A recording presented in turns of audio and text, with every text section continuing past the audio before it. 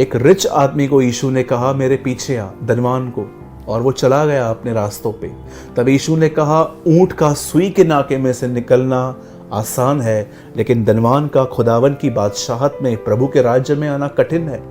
तब पतरस ने कहा प्रभु किसका उद्धार होगा? तब यीशु ने कहा जो मनुष्य से नहीं हो सकता वो परमेश्वर से हो सकता है। अब ये वर्ड किसी के उद्धार के बारे में कहा गया था, लेकिन आज ये वर्ड कहाँ यूज हो रहा है? ये प्रॉब्लम है उन लोगों की जो बाइबल को बीच बीच में से पढ़ते हैं, वो उसके संदर्भ में, कॉन्टेक्स्ट में नहीं पढ़ते कि ये वर्ड किस प्लेस पे लिखा गया है।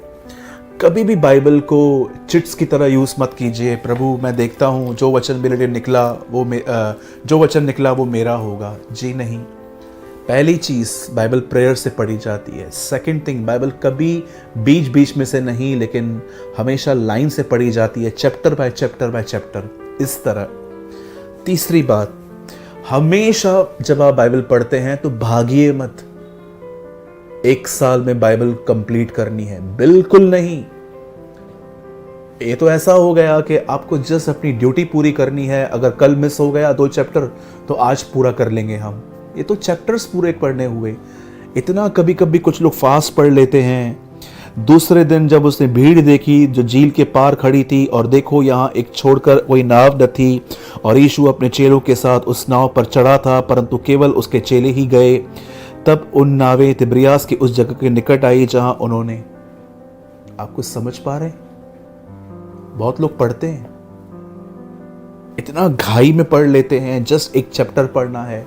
याद रखिए आप बहुत सारी ब्लेसिंग्स खो सकते हो अगर आप बाइबल को बहुत फास्ट पढ़ रहे हो तो। आराम से पढ़िए। मैंने क्या कहा, ये रोटी है। जब आप उसे पढ़ते हैं और उसके बारे में सोचते हैं तो आप रोटी को चबाते हैं।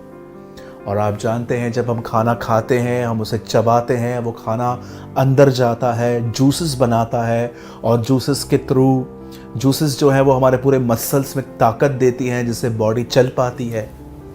सिर्फ पढ़िए मत, उसे आराम से पढ़िए। रीड स्लोली, आराम से पढ़िए। भले एक चैप्टर एक दिन में पढ़िए, लेकिन स्लोली पढ़िए, ताकि आप समझ पाए क्या हुआ था, कौन सी बात यीशु ने कही, कौन सी बात उन दिनों में लोग कह रहे थे। सबसे पहले प्रेयर करें। सेकंड थिंग, बीच में से मत पढ़ें। तीसरी बात, स्लोली पढ़ें। अब चौथी बात, कभी भी बाइबल दूसरों के लिए मत पढ़िए।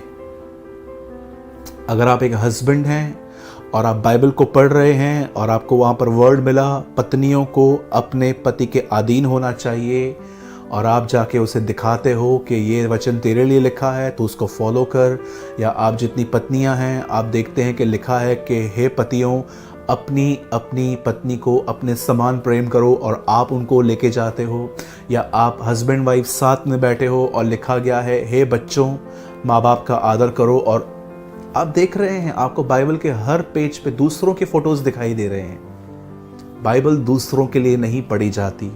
बहुत सारे प्रचारक भाई शनिवार को रात को बाइबल ओपन करते हैं, 2-4 पॉइंट्स लिख लेते हैं, अगले दिन प्रचार करते हैं, और फिर उसके बाद मंडे ट्यूसडे वेडनेसडे कुछ दिन फिर बाइबल नहीं खुलती, और फिर जैसे उनको पता चलता है कि कल प्रेच करना है फिर से वो एक नोट्स बनाते हैं। जी नहीं।